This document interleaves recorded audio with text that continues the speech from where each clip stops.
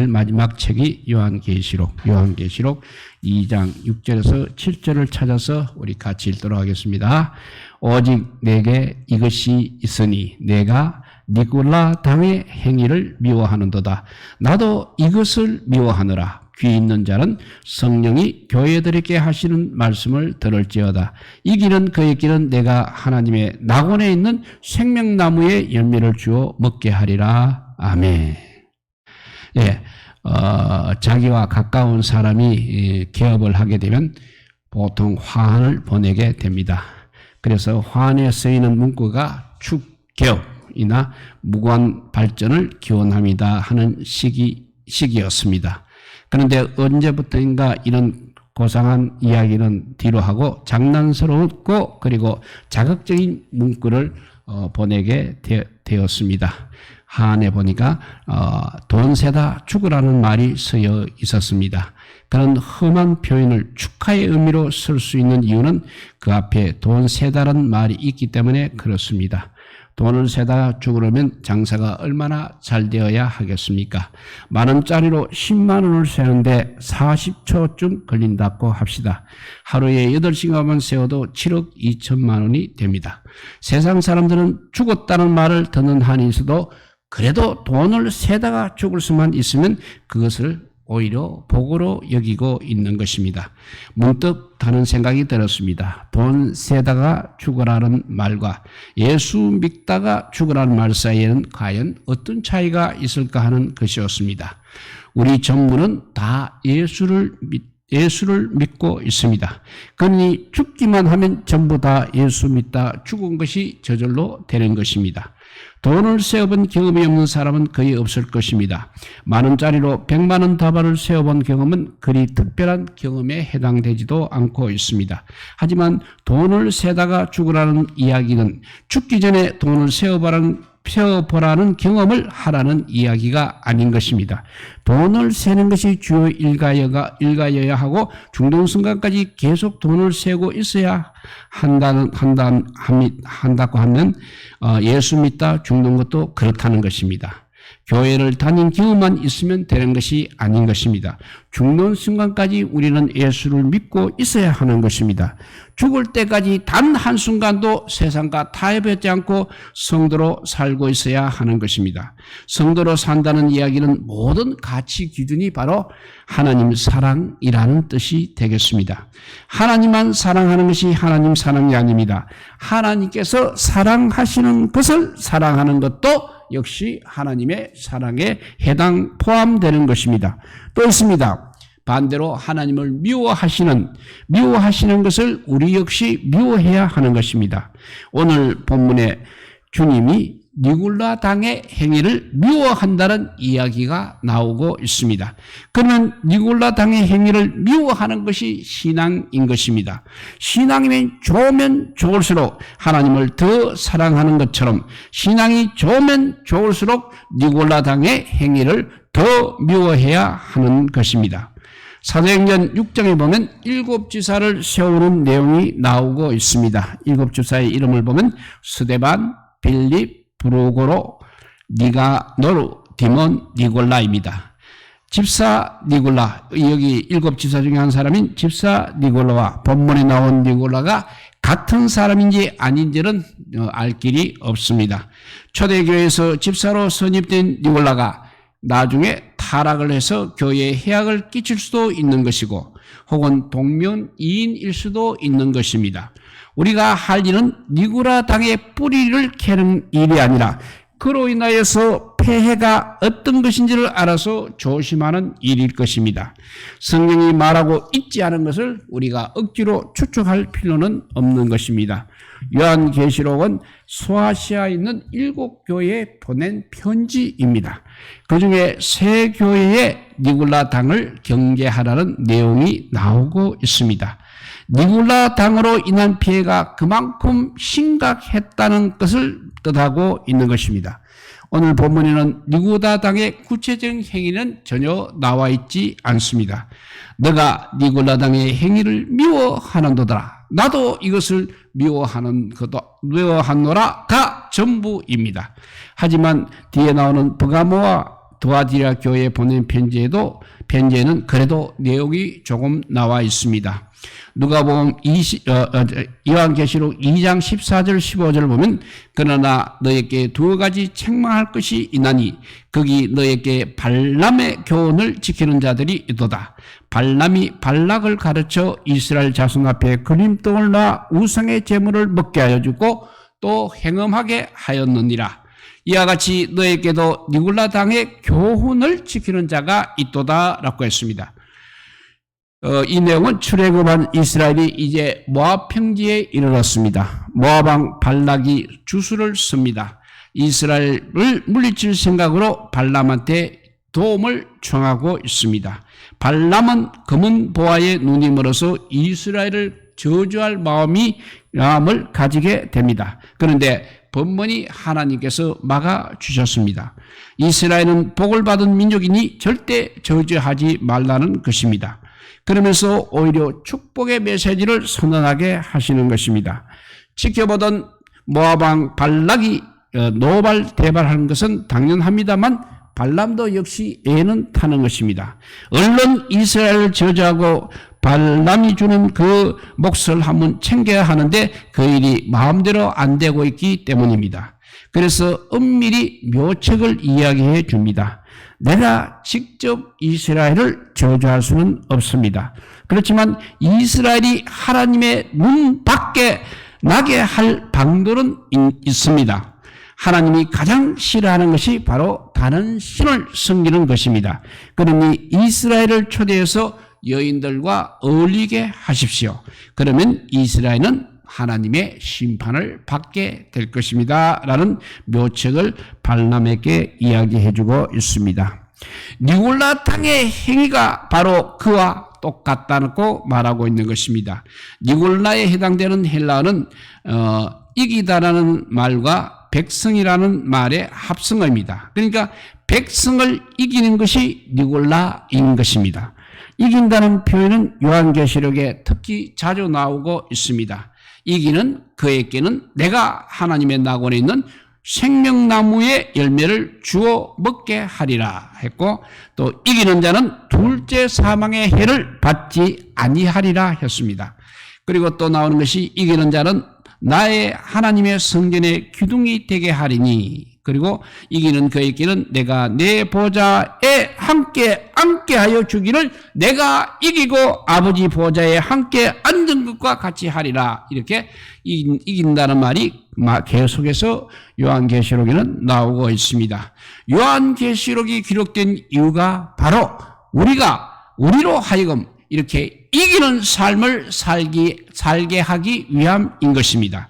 그런데 백성을 이긴다는 이 니굴라 당의 승리는 하나님의 자녀의 승리가 아니라는 것입니다. 오히려 사탄의 승리에 해당이 되는 것입니다. 요한계시록 9장 11절에 이런 말씀이 있습니다. 그들에게 왕이 있으니 무지경의 사자라. 히브리어는 그 이름이 아마돈이요, 헬라어는 그 이름이 아볼루온이더라 했습니다.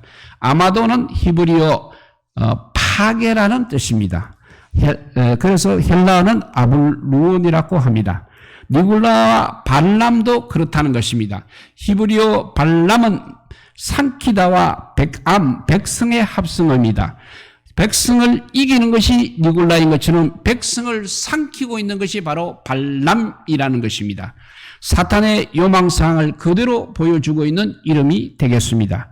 구약시대에 발람이 한 일을 당시 니굴라 당이 하고 있었다는 것입니다. 계시록 2장 20절에 보면 이런 말씀이 있습니다. 그러나 너에게 책망할 일이 있노라. 자칭 선자라는 여자의 이스벨을 너가 용납함이니 그가 나의 종들을 가르쳐 깨어 행음하게 하고 우상의 제물을 먹게 하는도다 했습니다. 이 말씀은 두아디라 교회에 하신 말씀입니다. 여기서 니굴라라는 이름이 안 나오고 이스벨이라는 여자 이름이 나오고 있습니다만 내용은 똑같은 것입니다. 그 역시 이스라엘을 행음하게 하고 우상의 제물을 먹게 하였던 것입니다. 이스벨은 성경에 나오는 대표적인 악녀라 할 수 있겠습니다. 이스라엘 왕 중에 가장 악한 왕은 우리가 아합을 꼽고 있습니다. 성령이 그렇게 된 이유가 그의 아내 이스벨 때문에 그렇습니다. 이스벨은 시돈 왕 엣바알의 딸인 것입니다. 이스벨이 아합에게 시집을 오면서 혼수로 바알 종교를 들여왔습니다. 그리고 그래서 본격적으로 여호와 신앙을 탄압하고 바알 종교를 퍼뜨렸던 것입니다. 오늘 본문에도 이스벨이 나오고 있습니다. 실제로 그 사람의 이름이 이스벨이었을 것 같지는 않습니다만 그 딸 이름을, 그래서 왜냐하면 딸 이름을 이스벨로 지을 부모는 그 당시에 없었기 때문입니다. 주님이 저 여자는 자칭 선지자라고 한다면 실상은 이스벨이다라고 한 것입니다. 이름이 이스벨이 아니고 행위가 이스벨이란 뜻이 되겠습니다. 모압 여인들이 발람의 계교에 따라 이스라엘에게 접근했을 때 과연 어떤 말로 접근을 했겠습니까? 하라니까 우리 사이에 양자택일을 하라. 어느 쪽이냐? 우리를 가까이 한다는 이야기는 곧 하나님을 버린다는 뜻이다. 그럴 마음에 준비가 되어 있는 자라고 했을 일은 만무할 것입니다. 그래서 이렇게 말할 것입니다. 누가 하나님을 너희가 섬기지 말라고 했느냐? 너희끼리 있을 때는 하나님을 섬기고 우리와 함께 있을 때는 우리와 어울리면 되는 것 아니냐라고 그렇게 합리적이게 말을 했을 것입니다. 요즘 말로 바꾸면 신앙 물론 중요한 것이다. 하지만 세상을 살아가는 데에는 별개 문제가 아니냐라고 그렇게 말했다는 뜻이 되는 것입니다. 그런데 두아디아 교회에는 자칭 선지자라 하는 여자 이스벨이 있었다는 것입니다. 그 여자가 누구인지는 모릅니다만 자기 스스로는 그래도 선지자라고 했다고 합니다. 그러니까 하나님의 이름을 빙자했다는 뜻이 되겠습니다. 세상과 타협하는 것이 신앙적으로 무방하다고 한 것이 아니라 신앙적으로 옳다고 했다는 것입니다. 하나님이 또 그렇게 말씀했다고 했던 것입니다. 행음을 하고 재물을 먹는 것은 그야말로 가증한 일입니다. 하물며 그렇게 하는 것이 하나님 보시기에 옳은 일이라고 한다면 무엇이라고 해야 하는 것입니까? 어떤 사람이 사업을 시작했습니다. 남들은 수단 방법을 가리지 않고 있는데 혼자 신앙을 지키려니 힘든 점이 한둘이 아닌 것입니다. 그래서 설거머니 이제는 타협을 하게 됩니다. 신앙은 신앙이고 사업은 사업이다. 사업을 하면서 신앙을 내세우다가는 죽도 밥도 안 되겠다. 그렇게 하다 보니까 한 발자국 더 진도가 나가게 되는 것입니다.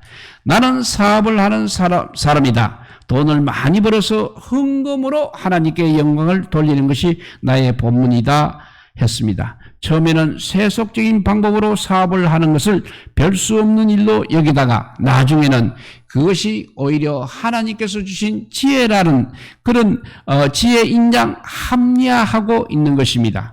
다행히 에베소 교회는 니굴라 당의 행위를 미워하고 있었습니다.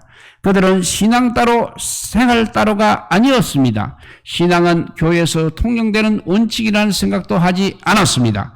세상을 살려면 세상 법칙을 따라야 한다는 생각도 하지 않았습니다. 권투선수는 나이트클럽에서 승리를 잃어버린다는 말이 있습니다. 챔피언의 자리에 올 때까지는 그야말로 노심초사 매일 훈련에 몰두합니다. 다른 일에 신경 쓸 틈도 없고 여유도 없습니다. 그런데 챔피언이 되어서 인기도 누리고 돈도 만지게 되면 나이트클럽에 들락거리기 시작하는 것입니다. 밤새 술을 마시고 낮에는 잠이 덜 깬 상태로 빈둥거리고 있습니다. 그렇게 시간을 보내는 사이에 다음 시합 날짜가 정해졌습니다. 급히 훈련에 들어가지만 이미 나이트클럽에서 보낸 시간이 너무 길었다는 것입니다. 링에 올라가서는 제대로 힘없는 모습 보고 무너지고 마는 것입니다. 심판이 KO를 선회해서 진 것이 아닌 것입니다. 나이트클럽에서 밤을 새다시피 하며 술을 마실 때 이미 그는 졌던 것입니다. 나이트클럽에 가는 것은 잘못이 아닐 수는 있습니다만 권투 선수로는 매우 잘못된 것입니다. 권투 선수는 링 위에 올라갔을 때만 권투 선수가 아니라는 것입니다. 평소에 링 아래에서 보내는 시간도 역시 권투 선수로 지내야 하는 것입니다. 하나님의 백성은 성전에서만 하나님의 백성이 아니라는 것입니다. 모압 평지에서도 하나님의 백성인 것입니다. 모압 평지에서 하나님의 백성으로 서 있지 않은 사람은 성전에서도 하나님의 백성으로 서 있을 수 없는 것입니다. 오늘 7장 하반절에 보면 이 길은 그의 길은 내가 하나님 낙원에 있는 생명나무의 열매를 주어 먹게 하리라고 했습니다. 이겨야 할 장소가 어디라는 것입니까? 성전이 아니라 세상이라고 했습니다. 우리의 신앙을 나타내야 할 곳이 교회가 아니라 세상이라는 뜻이 되겠습니다. 7장 상반절에 보면 귀 있는 자는 성령이 교회들에게 하시는 말씀을 들을지어다라는 말씀을 한번 생각해 봅니다. 귀 있는 자는 들을지어다라고 하는 것은 귀가 있는 자는 사용할지어다라는 뜻이 되겠습니다. 귀는 귀걸이 때문에 있는 것이 절대 아닙니다. 귀가 있으면 사용해야 하는 것입니다. 눈도 감을 수 있고 입도 다물 수는 있습니다만 귀는 절대 닫을 수가 없는 것입니다. 그런데 참 잘 닫고 있다는 것입니다. 도무지 들을 줄 모르는 사람이 얼마든지 있다는 것입니다. 학교 선생님 중에 야단을 칠 때마다 머리는 장식품으로 달고 다니는 거냐라고 하셨던 선생님이 계셨습니다. 머리가 장식품이 아닌 것처럼 귀 역시 장식품이 아니라는 것입니다. 마지막으로 청력 검사를 했던 것이 언제입니까? 하나님께서 우리를 마지막으로 소유했던 것이 언제입니까? 이 질문에 답을 해야 이 길은 그에게는 내가 하나님의 낙원에 있는 생명나무의 열매를 주어 먹게 하리라는 말씀을 묵상할 수 있는 것입니다. 하나님께서 범죄한 아담과 하와를 에덴 동산에서 쫓아낸 이유는 생명나무 열매를 먹지 못하도록 하기 위해서였던 것입니다. 아담에게 속한 사람은 생명나무의 열매를 먹을 수 없는 것입니다. 그리스도에게 속한 사람이라야 생명나무의 열매를 먹을 수 있는 것입니다. 여기 이기는 자에게 생명나무의 열매를 주어 먹게 한다는 말씀을 우리가 근성으로 듣게 되면 오해의 소지가 있는 것입니다. 정신 바짝 차리고 신앙생활을 해라. 제대로 하면 생명나무의 열매를 주지만 행여 세상에 지기라도 하면 국물도 없다는 뜻으로 생각할 수 있기 때문입니다. 만일 그런 뜻이면 좀 이상하게 됩니다. 신자 중에 생명나무의 열매를 먹는 신자도 있고 먹지 못하는 신자도 있어야 하기 때문입니다. 생명나무의 열매를 먹지 못하는 신자에게는 영생이 있는 것입니까? 없는 것입니까? 그런 신자는 아담에게 속한 자와 어떤 차이가 있는 것입니까? 우리가 흔히 말하는 크리스찬이란을 가리키는 말은 신자라든지 성도, 제자, 신부, 십자가 군병 등 한두 가지가 아닙니다. 이기는 자도 그 중에 한 가지인 것입니다. 그런 법이 어디 있느냐? 예수 믿는 사람은 누구나 다 이기는 사람이냐라는 의문이 들 수 있습니다만은 사실은 그렇다는 것입니다. 성도가 어떤 사람입니까? 믿는 사람입니까? 믿어야 할 책임이 있는 사람입니까? 성도는 거룩한 사람입니까? 거룩해야 하는 사람입니까? 제자는 주님을 따르는 사람입니까? 아니면 주님을 따라야 하는 사람입니까? 이기는 자도 마찬가지인 것입니다. 세상을 상대로 승리를 거두는 자가 아닙니다. 이겨야 할 책임이 있는 자, 이기기로 작정된 자가 성도라는 것입니다. 신자, 성도, 제자, 이기는 자, 그리스도의 신부, 십자가 군병은 전부 우리의 조건이 아니라 우리의 신분과 지위에 대한 말씀인 것입니다. 예수님 안에 있는 사람은 그렇지 않은 사람들과 어떻게 다른 건가에 초점이 있는 것입니다. 에베소서 2장 4절과 7절 말씀입니다. 국률이 풍성하신 하나님께서 우리를 사랑하신 그 큰 사랑을 인하여 허물로 죽은 우리를 그리스도와 함께 살리셨고 너희는 은혜로 구원을 받은 것이라. 또 함께 일으키사 그리스도 예수 안에서 함께 하늘에 앉히시니 이는 그리스도 예수 안에서 우리에게 자비하심으로써 그 은혜의 지극히 풍성함을 오는 여러 세대에 나타내려 하심이라 했습니다. 하나님께서 허물로 죽은 우리를 그리스도와 함께 살리셨습니다. 또 그리스도 안에서 함께 하늘에 앉히셨다고 했습니다.